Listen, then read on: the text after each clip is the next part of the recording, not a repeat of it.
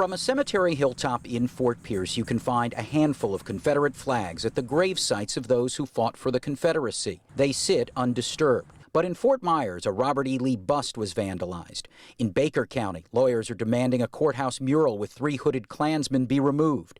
And in St. Augustine, the Civil War sparks fierce debate. If we destroy that history, it's going to be replaced with violence and anger because people are going to forget where they came from. The city of St. Augustine recently voted to relocate the state's oldest Civil War monument. Descendants of those represented on the obelisk suing the city, saying it cannot be safely moved.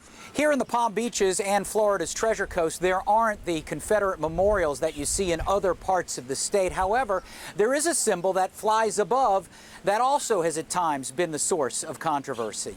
We are the first flag in North America. Dr. James Clark, an author and history professor at the University of Central Florida, says back in the early 1500s, the Spanish flag was first raised over one of her territories. It had a simple red cross on it. Back in the Union after the Civil War, later versions of the state flag included the phrase, "Let us alone," and a simple white flag with the state seal.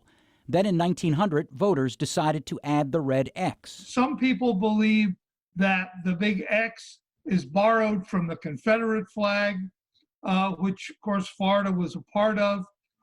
Others believe it comes from our Spanish heritage of 300 years. So you don't see any controversy with the flag, and it wasn't designed to create controversy. The motivating factor, I believe, was not to honor the Confederacy, but to make it look like not a flag of surrender.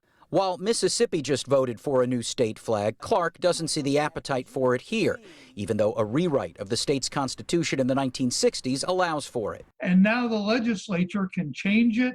They can do anything they want to it. It's up to the legislature if they want to change the flag of Florida. Do you miss the legislature at all? Former State Representative Larry Lee said growing up, he didn't think about the flag's imagery. Until I went to Tallahassee, I never paid much attention to the cross. Lee said there was very little discussion during his time in office about the flag.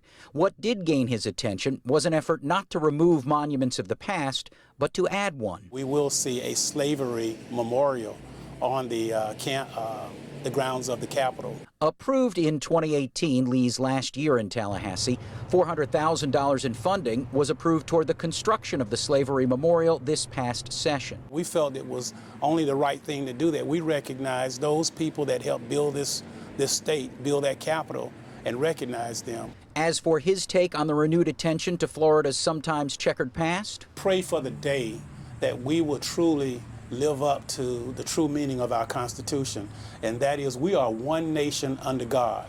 I'm Jon Shainman.